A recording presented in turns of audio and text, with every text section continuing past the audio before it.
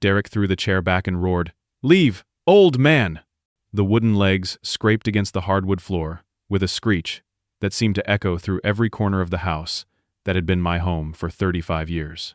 I stood perfectly still, letting his words hang in the air like smoke from a fire that had been burning too long. My heart wasn't racing. My hands weren't shaking. I simply reached into my pocket, pulled out my phone, dialed a number I knew by heart, and spoke 5 words that made his face drain of all color. "Stop the automatic payments." Looking back now, I realized that moment had been building for 18 months. Ever since my Martha passed away from the cancer that took her piece by piece, until there was nothing left but memories and an empty chair at the kitchen table. We'd been married for 40 years, Martha and I. 40 years of shared dreams, shared struggles, and a love so deep it felt like breathing. When she died, I thought the worst part would be the loneliness. I was wrong. The worst part was watching our son Derek struggle and not being able to tell Martha about it. 3 weeks after Martha's funeral, I was going through her papers when I found a letter that had arrived the day she died. It was addressed to Derek, but it had been misdelivered to our house. The return address made my stomach drop. Final notice, foreclosure proceedings. My hands trembled as I opened it. Derek's landscaping business wasn't just struggling, it was drowning. The mortgage on his house was 3 months behind. The business loan was in default. The credit cards were maxed out, and there were liens being filed against everything he owned. Derek had been putting on a brave face at the funeral, hugging Sarah, comforting the grandkids Tyler and Emma, acting like everything was normal. But I could see it now, the stress lines around his eyes, the way his shoulders sagged when he thought no one was looking, the forced smile that never quite reached his face. My son was in trouble, and his pride was killing him. I made a decision that night that would change everything. I called the bank the next morning and spoke to a loan officer named Margaret Phillips. She was a nice woman, probably in her 50s, with a voice that reminded me of my sister's. I explained that I wanted to help my son without him knowing. She set up the arrangement. Every month, $2,047 would come out of my account and go directly toward Derek's mortgage. Another $800 would cover the business loan interest. I liquidated one of my retirement accounts to bring the mortgage current. Martha had a life insurance policy worth $150,000. I used $75,000 of it to pay down Derek's debts. The rest went into a special account I set up to cover emergencies. I told myself Martha would have approved. She always said family comes first, no matter what. For 16 months, I watched Derek slowly start to relax. I watched him smile more genuinely at family dinners. I watched him play with Tyler and Emma in the backyard without that haunted look in his eyes. I watched him kiss Sarah goodnight without the weight of financial ruin crushing his shoulders. He had no idea that his old man was the reason his world hadn't collapsed. The hardest part wasn't the money. The hardest part was keeping the secret. Every time Derek mentioned how business was finally turning around, or how they were getting back on their feet, I had to bite my tongue. Every time he bragged about making the mortgage payment on time, I had to nod and smile like I didn't know the truth. I was living on Social Security, and what was left of my pension, eating generic cereal and canned soup for dinner most nights, but seeing my family stable was worth every sacrifice. I thought Derek would never need to know. I thought I could carry this secret to my grave just like I'd carried so many others. But pride, I've learned, can be a dangerous thing. And my son had more pride than was good for him. 6 months ago, everything started to change.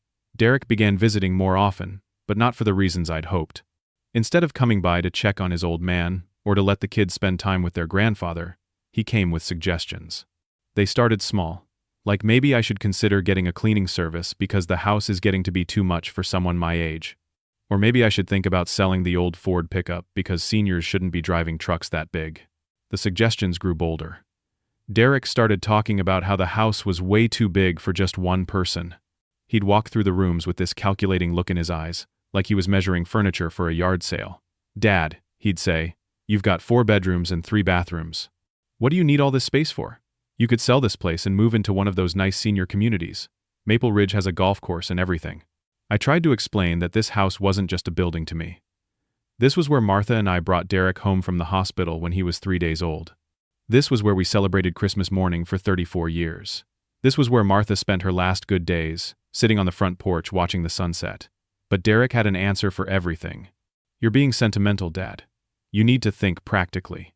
Then Sarah started joining these conversations. My daughter-in-law had always been polite but distant, and suddenly she was very interested in my future planning. She'd bring printouts from the internet showing me retirement communities and assisted living facilities. "Look at this place, Billy," she'd say, pointing to glossy pictures of old people playing cards and doing water aerobics. "They have activities and meal plans. You wouldn't have to worry about cooking or maintaining this big house." The questions about money started around the same time. Derek would ask casual things like how my financial situation was holding up, whether I had enough saved for emergencies, and if I'd considered optimizing my investments. He brought over papers from some financial planning company, suggesting I consolidate my accounts and maybe set up a trust. "It's just smart planning, Dad. You want to make sure everything is handled properly." But the moment I knew something was seriously wrong was when Derek brought Janet Morrison to the house. She knocked on my door one Tuesday afternoon with Derek right behind her, carrying a briefcase and wearing a smile that was all teeth and no warmth. "Mr. Patterson," she said, extending a manicured hand. "I'm Janet Morrison, from Morrison Realty. Your son asked me to come take a look at your beautiful home." Derek jumped in before I could respond. "I told Janet you might be interested in getting an appraisal, Dad, just to see what the market value is. You know, for planning purposes." Janet walked through my house like she owned it, taking measurements and photos, commenting on the original hardwood floors and vintage fixtures in a tone that made everything sound outdated and worthless. She talked about market trends and optimal selling seasons, while Derek nodded along like they'd had this conversation before.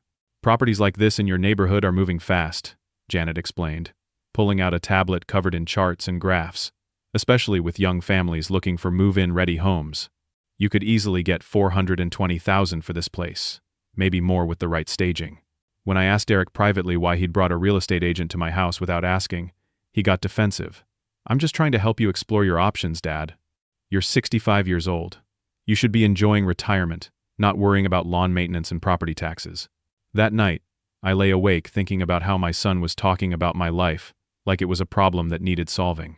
And the solution, apparently, was for me to disappear into some facility so he and Sarah could have more space to properly raise the kids without their grandfather interfering with modern parenting methods. The most heartbreaking part was watching Tyler and Emma start to pull away from me. These kids who used to run to hug their grandfather suddenly seemed uncomfortable around me. 8-year-old Tyler stopped asking me to read him stories. 6-year-old Emma stopped wanting me to push her on the swing set I'd built in the backyard. During family dinners, they'd sit quietly while their parents talked about my future needs like I wasn't sitting right there. I realized Derek didn't see me as his father anymore. He saw me as an obstacle standing between him and whatever he thought he deserved. The family dinners that used to be the highlight of my week became exercises in endurance. Every Sunday, Derek and Sarah would come over with the kids, and what should have been quality time together turned into strategy sessions about my life. They'd sit at Martha's dining room table, the same table where we'd celebrated birthdays and holidays for decades, and discuss my situation like I was a problem that needed managing. Sarah developed a particular talent for passive-aggressive comments, disguised as concern. When I'd offer advice about Tyler's baseball swing, or suggest Emma might enjoy the same fairy tale books I'd read to Derek when he was her age, Sarah would smile that tight smile and say things like, "That's sweet, Billy, but we've researched the most current child development methods. Things have changed a lot since Derek was little." The message was clear. My experience raising Derek successfully to adulthood meant nothing. My decades of being a father and grandfather were obsolete in the face of whatever parenting blogs Sarah had discovered that week.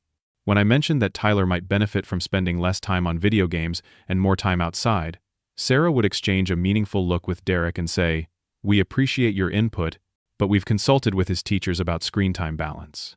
Derek started backing up his wife's dismissals with increasing boldness. "Dad, you mean well, but Sarah and I have this handled. We don't need parenting advice from someone who hasn't raised young kids in 30 years. The sting of those words was made worse by the fact that I'd been more involved with Tyler and Emma than Derek seemed to remember. I was the one who'd watched them every weekend for the first 3 years of Tyler's life, while Derek and Sarah both worked. I was the one who'd taught Emma to ride her bike. I was the one who'd gone to every soccer game and school play. But the real betrayal started when I began overhearing phone conversations Derek thought were private. One evening, while he was supposedly helping me fix a leaky faucet in the guest bathroom, I heard him talking quietly on his cell phone in the hallway. "No, I really think he's starting to decline," Derek was saying. "He forgot where he put his glasses yesterday, and last week he couldn't remember if he'd locked the front door. Sarah thinks we should start documenting these incidents." My blood ran cold. I hadn't forgotten where I'd put my glasses. Derek had moved them when he was looking at some papers on my kitchen counter.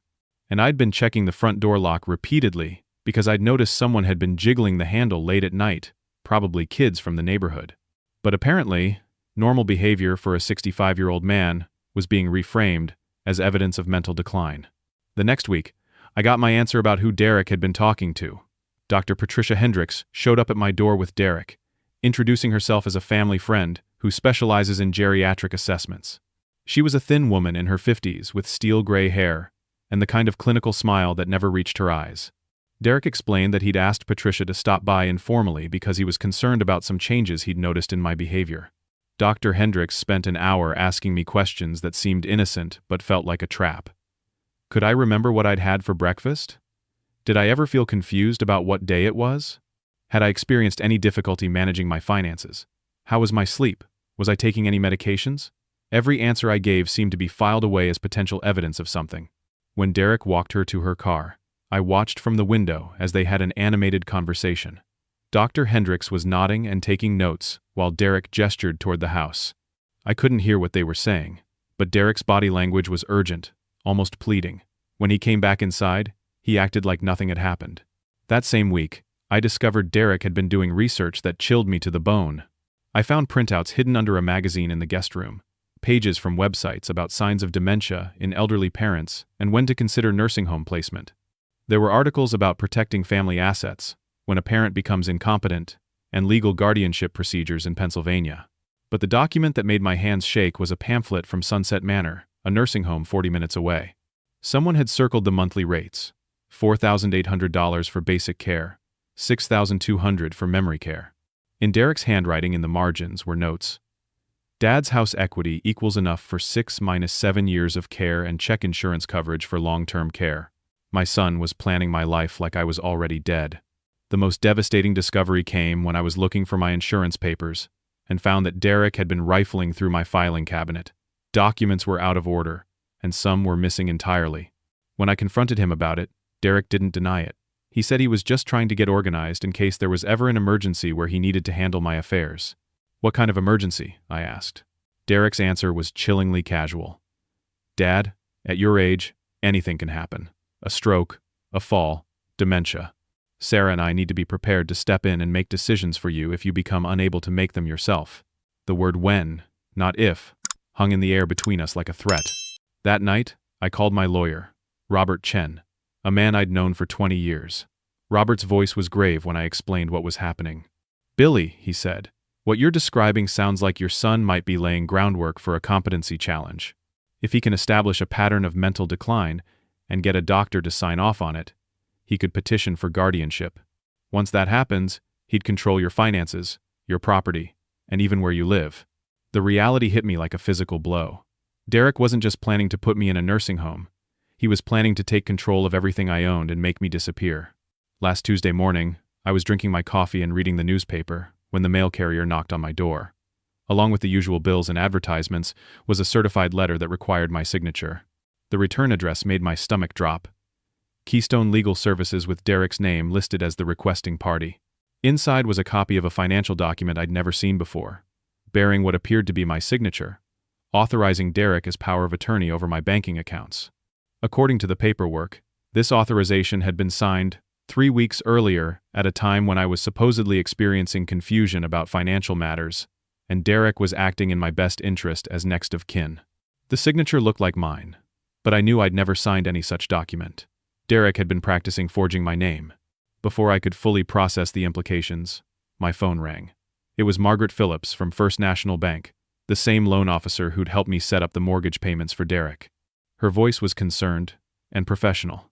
Mr. Patterson, I'm calling about some unusual activity on your accounts.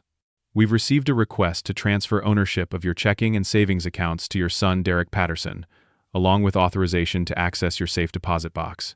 The paperwork appears to be in order, but bank policy requires us to confirm these types of requests directly with the account holder. My hands were shaking as I gripped the phone. Margaret, I never authorized any transfers. I never signed anything giving Derek access to my accounts. There was a pause. Mr. Patterson, I have the signed documents right here. The signatures match our records, and there's a notary seal from Janet Morrison, a licensed notary in your county. Janet Morrison, the real estate agent Derek had brought to my house. She wasn't just appraising my property. She was part of whatever scheme Derek had cooked up to steal everything I owned. Margaret, those signatures are forged. I need you to freeze all transfer requests immediately and flag my accounts for fraud protection. Of course, Mr. Patterson. I'll put a hold on everything right away and schedule you to come in tomorrow morning to file a formal report. You should also know that we've received inquiries about the automatic payments you've been making to a Derek Patterson mortgage account. The inquiring party claimed to be your financial representative. After I hung up, I sat in my kitchen staring at the forged documents, trying to understand how my son had become someone capable of stealing from his own father. Then I remembered something Derek had said the week before about having a meeting with a lawyer to discuss family planning options. I grabbed the phone book and looked up Keystone Legal Services. The receptionist who answered was cheerful and helpful. "Oh yes, Mr. Patterson. Your son Derek has an appointment scheduled for this afternoon at 2 o'clock with attorney Frank Morrison to discuss guardianship proceedings. Would you like me to confirm the time?" Frank Morrison. Related to Janet Morrison, no doubt. Derek hadn't just found a crooked notary. He'd found a whole family of conspirators willing to help him steal from an elderly man. I drove to Keystone Legal Services and waited in the parking lot until I saw Derek's truck pull up. He walked into the building looking confident, carrying a briefcase I'd never seen before. 20 minutes later, he emerged with Frank Morrison, a heavy-set man in his 60s wearing an expensive suit. They shook hands, and I heard Derek say, "So we can file the petition next week?" Frank Morrison nodded. "As long as Dr. Hendricks provides the medical assessment we discussed, we should have everything we need to establish incompetency. Once the court approves the guardianship, you'll have complete control over his assets and living arrangements." I drove home in a daze. Derek wasn't just planning to rob me. He was planning to have me declared mentally incompetent so he could do it legally. Dr. Hendricks wasn't a concerned family friend. She was a paid expert witness, ready to testify that I was unfit to manage my own life. That evening, I made a decision. It was time to confront Derek directly and see if there was any trace left of the son I'd raised. Derek arrived at my house around 7 o'clock, just as he had every Tuesday for the past month. But instead of the casual visit he was expecting, I had the forged documents spread out on my kitchen table, along with printouts of his appointment with Frank Morrison, which I'd obtained from a private investigator I'd hired that afternoon. "Derek," I said calmly, "we need to talk." His eyes went immediately to the papers on the table, and I watched his face change, from casual confidence to defensive anger. "Dad, I can explain." "Please do. Explain to me how my signature ended up on documents I never signed. Explain to me why you've been meeting with lawyers about having me declared incompetent. Explain to me why you think you have the right to steal everything I've worked for my entire life." Derek's response was exactly what I expected. Attack as defense. "You're being paranoid, Dad. This is exactly the kind of thinking that proves you need help managing your affairs. I'm trying to protect you from making mistakes with your money." "Protect me? Derek, I've been managing money since before you were born. I raised you, paid for your education, and helped build the life you have now. What mistakes are you protecting me from?" "You're 65 years old, Dad. You live alone in a house that's too big for you. You're isolated, you're confused about things, and you're making poor decisions. Sarah and I are trying to help you transition to a safer, more appropriate living situation before something happens." The words came out of his mouth so smoothly, like he'd rehearsed them. But there was something else in his voice, something desperate that made me realize Derek actually believed he was justified in what he was doing. "And if I refuse your help?" Derek's mask slipped for just a moment, and I saw the calculation underneath. "Then we'll have to pursue other options. Dad, I don't want to go to court, but I will if I have to. Dr. Hendricks is prepared to testify that you're showing signs of cognitive decline. Frank Morrison says we have a strong case for guardianship based on your inability to make sound decisions about your living situation and finances." That's when I understood the full scope of Derek's betrayal. This wasn't a son concerned about his father's welfare. This was a man who decided his inheritance was more important than his father's dignity, independence, or happiness. "Derek," I said quietly, "I want you to leave my house, and I want you to think very carefully about what you're doing here." Derek stood up, and for a moment I thought he might apologize, might step back from the edge of destroying our relationship forever. Instead, his face hardened with the kind of entitlement that comes from believing your wants matter more than other people's rights. "Fine, Dad. But this conversation isn't over. You can't stop what's already been set in motion." As he headed for the door, I realized that my son had declared war on me, and tomorrow, I was going to find out just how far he was willing to go. Derek returned the next evening with Sarah and a briefcase full of papers that would change everything between us forever. I was expecting him, but I wasn't prepared for the cold, businesslike way he approached what he clearly saw as a final negotiation. "Dad," Derek said, settling into Martha's chair at the kitchen table like he owned it, "we need to resolve this situation tonight. Sarah and I have made some decisions about your care, and we're hoping you'll cooperate voluntarily rather than forcing us to go through the courts." Sarah pulled documents from the briefcase with the efficiency of someone who'd done this before. "We've prepared all the necessary paperwork for you to sign. Power of attorney, property transfer documents, and an application for Sunset Manor. They have an opening available next month." I stared at the papers spread across my table. They'd planned every detail of erasing my independence. "And if I refuse?" Derek's answer was matter-of-fact. "Then, Monday morning, Frank Morrison files a petition with the county court to have you declared mentally incompetent. Dr. Hendricks has already completed her assessment. She's prepared to testify that you're suffering from early-stage dementia and are unable to make rational decisions about your welfare." "What assessment?" She spent an hour here asking me basic questions. Sarah leaned forward with the condescending tone she'd use with one of the children. "Billy." She observed several concerning behaviors. Memory lapses, confusion about dates, difficulty following simple conversations. These are classic early warning signs. The lies came so easily from both of them that I wondered how long they'd been planning this. Derek pulled out a manila folder thick with printed pages. "We've also documented multiple instances of poor judgment and dangerous behavior. Forgetting to turn off the stove, leaving doors unlocked, getting lost while driving to familiar places. I've never done any of those things." "Dad, you're not remembering clearly. That's part of the problem." Derek's voice carried the patient tone of someone dealing with a confused elderly person. "Last week, Sarah found the front door wide open when she came to check on you. 2 weeks ago, the neighbors called because you left your car running in the driveway for 3 hours. Every word was a fabrication, but I realized Derek and Sarah had been building a case against me with the methodical planning of prosecutors. They had witnesses, documentation, and expert testimony, all designed to paint me as a man losing his grip on reality. "The court process will take months," Derek continued. "It'll be expensive, stressful, and humiliating for everyone involved. But if you sign these papers tonight, we can handle everything privately. You'll move to Sunset Manor, where you'll be safe and cared for. Sarah and I will manage your finances to make sure you can afford quality care for as long as you need it." I looked at my son and daughter-in-law sitting across from me, and I finally understood what I was dealing with. They weren't worried about my welfare. They weren't concerned about my safety. They wanted my house, my savings, and my independence, and they'd convinced themselves that stealing from me was somehow an act of love. "Derek, let me ask you something. How exactly do you think I've been surviving financially since your mother died? You know what my Social Security check is. You know what my pension pays. How do you think I've been maintaining this house, buying groceries, and paying all my bills?" Derek and Sarah exchanged a glance. "We've assumed you've been using your savings," Sarah said carefully. "And when those savings run out? What happens when there's no money left for your quality care at Sunset Manor?" Derek's jaw tightened. "Dad, we're trying to plan responsibly for your future. The house has significant equity. Your savings, combined with the property value, should provide adequate resources." That's when I realized Derek had no idea about the money I'd been spending to keep his family afloat. In his mind, I was a wealthy old man hoarding resources that rightfully belonged to him and his children. The mortgage payments, the business loans, the insurance supplements, none of it had registered because Derek assumed his financial recovery was due to his own hard work. "Derek, I want you to call your mortgage company right now and ask them who's been making your house payments for the last 16 months. The color drained from Derek's face. "What are you talking about?" "Call them. Right now. Ask them where the money has been coming from."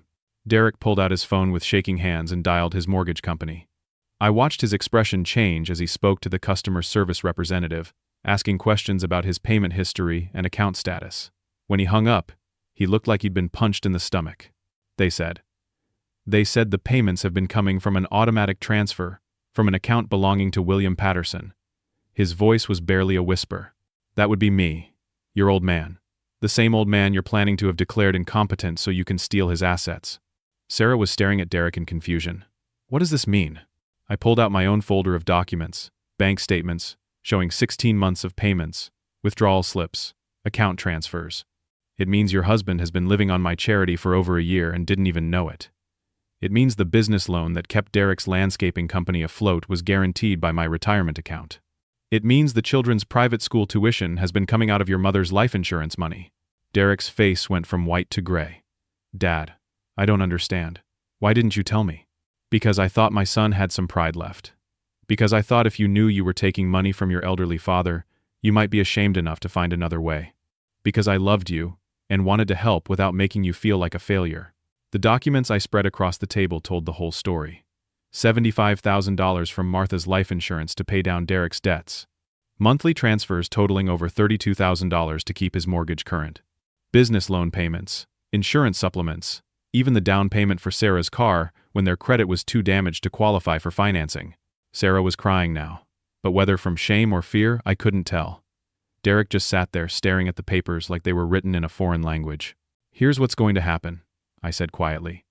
You're going to take your forged documents and your crooked lawyers and your fake medical assessments and get out of my house. And you're going to think very carefully about whether you want to bite the hand that's been feeding you. Derek suddenly exploded out of his chair, sending it crashing backward. You manipulative old bastard. You set us up. You made us dependent on you so you could control us. I made you dependent? Derek, you were 3 months away from foreclosure when I stepped in. Your business was failing. Your marriage was falling apart because of financial stress. I saved your family? And this is how you repay me? You never told us. Derek was screaming now, his face red with rage and humiliation. You let us think we were managing on our own. You let me believe I was taking care of my family. And now? Now that you know the truth, what are you going to do? Are you still going to have me declared incompetent? Are you still going to steal my house and put me in a nursing home? Derek's answer came in the form of pure fury. He grabbed the chair he'd knocked over and threw it against the wall. Leave, old man, he roared. Get out of our lives! We don't need your money. We don't need you. I stood perfectly still, letting his words hang in the air like the echo of that chair hitting the wall. Then I reached into my pocket, pulled out my phone, and dialed the number I'd memorized months ago. When the automated system answered, I spoke 5 words that made Derek's face drain of all color. Stop the automatic payments. The silence that followed those 5 words was the loudest sound I'd ever heard. Derek stood frozen in the middle of my living room, his arm still extended from throwing the chair, his mouth hanging open like he'd forgotten how to breathe. Sarah had stopped crying and was staring at me with the kind of terror you see in someone who's just realized they're standing on the edge of a cliff. Dad, Derek whispered, what did you just do? I stopped the automatic payments that have been keeping your family afloat for 16 months. As of right now, you're on your own. Derek's legs seemed to give out, and he collapsed back into the remaining chair. You can't do that. The mortgage payment is due next week. $2,047. Plus the $800 for your business loan. Plus the $600 I've been contributing to your health insurance premiums because your landscaping business policy doesn't cover family dependents. I sat down across from him, feeling strangely calm. Tell me, Derek, how much do you have in your checking account right now? Sarah answered before Derek could speak. About $400. Her voice was hollow, like she was speaking from inside a tomb. And your business account? Derek's whisper was barely audible. Maybe $1,200, but that's for payroll next Friday. I've got 3 employees depending on those checks. I pulled out a notebook where I'd been keeping track of everything, a detailed ledger of every dollar I'd spent keeping Derek's life together. Let me explain exactly what I've been paying for, since you seem to have forgotten what your financial situation really looks like. The numbers painted a picture that made Derek's face grow paler with each line item. The mortgage payment I'd been covering was only part of it. I'd been making the interest payments on his business loan to keep it from going into default. I'd been supplementing his family's health insurance because his business policy was bare-bones coverage that would have bankrupted them if one of the children got seriously sick. I'd been paying the property taxes on his house because he'd missed 2 payments, and the county was threatening a tax sale. There's more, I continued, turning pages in my notebook. Tyler's baseball league fees, Emma's dance classes, the family gym membership, even the monthly payment on that riding lawnmower you bought last spring. Every time you couldn't make ends meet, you'd find a way to push the expense to next month, and I'd quietly step in to make sure your credit didn't get destroyed. Sarah was crying again, but these weren't tears of anger or frustration. These were tears of absolute panic. Billy, we didn't know. We never asked you to do any of this. You didn't ask because you didn't want to know. You just wanted the problems to go away. And when they did, you assumed it was because Derek had figured out how to manage his business better. Derek finally found his voice, though it cracked like a teenager's. Dad, you have to understand. We thought we were doing better. The business has been growing. We've been getting more clients. The business has been growing because I guaranteed the loan that let you buy new equipment. You've been getting more clients because you had the cash flow to hire employees and bid on bigger projects. None of that growth was organic, Derek. It was all built on my money. I showed them the bank statements, month after month of transfers, the steady drain of my retirement savings to keep their lives stable. Martha's life insurance money, gone. My emergency fund, depleted. My savings account, reduced to barely enough to cover my own monthly expenses. But the worst part, I said, closing the notebook, isn't the money. The worst part is that instead of being grateful for what I've done, instead of trying to find a way to become truly independent, you decided the solution was to steal everything I had left. Derek was shaking his head like he could make the reality disappear. Dad, we can fix this. We can work something out. You don't have to cut us off completely. Cut you off? Derek, you just finished telling me to get out of your life. You threw furniture and screamed that you don't need my money or me. Which is it? Sarah leaned forward desperately. Billy, please. The children don't deserve to suffer because we made mistakes. That stopped me cold. Tyler and Emma, 8 and 6 years old, had no idea their parents had been planning to rob their grandfather. They'd been caught, in the middle of an adult conflict they couldn't understand, used as pawns in Derek's scheme to justify taking control of my life. You're right, I said quietly. The children don't deserve this. But they also don't deserve parents who would teach them that stealing from family is acceptable when you call it caring for an elderly relative. Derek was pulling out his phone, probably calculating how many bills were about to come due. Dad, just tell me what you want me to do. Tell me how to fix this. I want you to tell me the truth about something. When you were planning to have me declared incompetent, when you were forging my signature and meeting with lawyers, did you ever think about what would happen to me? Did you ever consider that I might not want to spend my final years locked in a nursing home while you spent my life savings? The question hung in the air for a long moment. Finally, Derek answered with the kind of honesty that comes from having nothing left to lose. I thought you'd be safer. I thought you'd be happier not having to worry about maintaining this house and managing your finances. I thought we were doing what was best for everyone. And my opinion? My feelings about being forced out of the home I shared with your mother for 30 years? My right to decide how to spend my own money? None of that mattered? Derek's silence was answer enough. I stood up and walked to the window, looking out at the neighborhood where I'd lived most of my adult life. There's something else you don't know, Derek. Something that makes this whole situation even more complicated. When I turned back, both Derek and Sarah were staring at me with dread. The IRS. When someone receives over $15,000 in gifts from a family member in a single year, it has to be reported. I've been giving you over $30,000 annually. That means you owe back taxes on unreported income for the past 16 months, plus penalties and interest. Derek's phone slipped from his hands and clattered to the floor. Sarah made a sound like she'd been punched in the stomach. How much? Derek whispered. According to my accountant, probably somewhere around $18,000, maybe more, depending on how the IRS calculates the penalties. The room fell silent except for the sound of Sarah hyperventilating. Derek sat staring at his hands like he'd never seen them before. Their entire world had just collapsed, and they were finally beginning to understand that their plan to steal from me had been the only thing keeping them afloat. After what felt like an eternity, Derek looked up at me with tears in his eyes. Dad, I'm sorry. I'm so sorry. I don't know what I was thinking. I don't know how I became someone who could do this to you. For the first time in months, my son sounded like the boy I'd raised, instead of the stranger he'd become. 3 weeks later, Derek knocked on my door at 8 in the morning, carrying a cup of coffee, and wearing the kind of humble expression I hadn't seen on his face since he was 12 years old and had broken Mrs. Henderson's window with a baseball. Dad, he said quietly, can we talk? I let him in, and we sat in the kitchen where this whole nightmare had started. Derek looked like he'd aged 10 years in 3 weeks. There were dark circles under his eyes, and his hands shook slightly as he set down his coffee cup. I've been thinking about what kind of man I became, he began, his voice barely above a whisper. I've been trying to figure out how I convinced myself that stealing from my own father was somehow an act of love. I didn't respond immediately. I wanted to hear what he had to say. The truth is, Dad, I was scared. When Mom died and the business started failing, I felt like everything was falling apart and I couldn't control any of it. When things started getting better, I told myself it was because I was finally becoming the man you'd raised me to be. I didn't want to look too closely at why things were improving because I was afraid I'd find out I was still failing. Derek took a shaky breath. When I realized you'd been supporting us all along, it felt like you were telling me I was incompetent, like you didn't trust me to take care of my own family. Instead of being grateful, I got angry, and instead of talking to you about it, I convinced myself that you were the problem. And the plan to have me declared incompetent? Derek's face crumpled with shame.